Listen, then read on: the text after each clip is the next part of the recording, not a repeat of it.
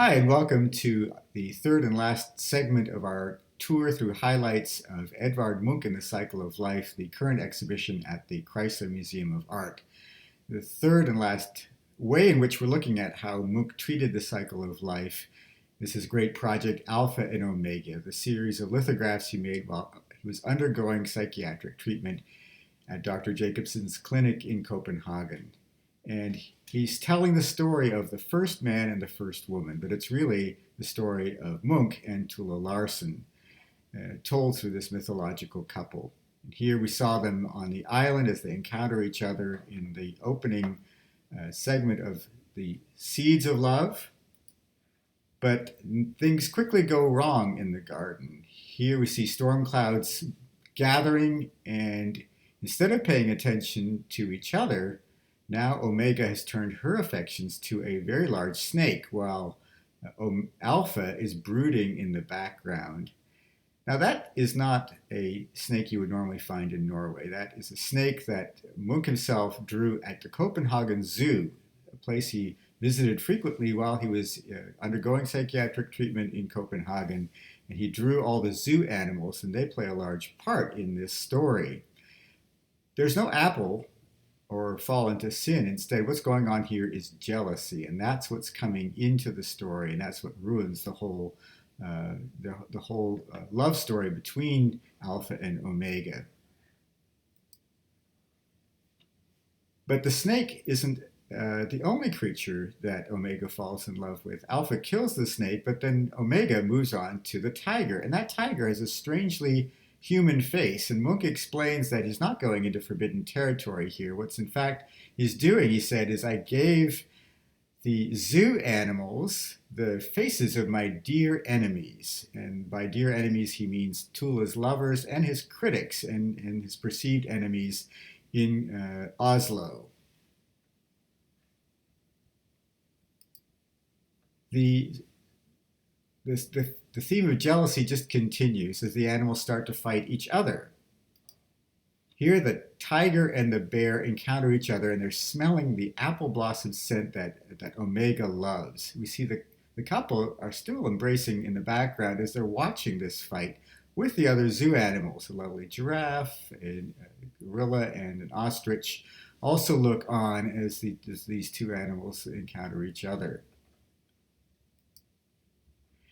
But Omega can't be satisfied. Here you can see as Munch literally zooms in on her face, her eyes have become hollow. She's constantly looking for new pleasures on the island as we move towards that third phase of anxiety. Here we literally are coming full circle, also in the exhibition as we're coming around and into the last phases of the story. And here, the image of anxiety is literally Alpha in despair, because what Omega has done is she has left the island and she has abandoned him, and now he is truly in despair, and he is alone as the only person left on the island. And he's reprising his composition of the scream, literally holding his hands up to his face. He's nude, he's on the shore, but the rest of the elements we recognize from that famous print of the scream, which occupies the same part in the story of the frieze of life. Here, the lithograph is truly a lithograph. You can see the raw marks of the crayon, which he uses so expressively here to create that energy of the moment of peak anxiety. We were fortunate to be able to install it in such a way that you can see the great print of the scream at the same time, and you can make that comparison across time, across those years, and you can see how Munch really sees the cycle of life as this governing motif. The last segment is, of course, death. And here, Munch is especially cruel towards himself. He shows the last part of the story is the death of Alpha. What has happened is that Omega has returned, and he kills her in a fit of jealousy. And then her children, these half-animal creatures, then attack him.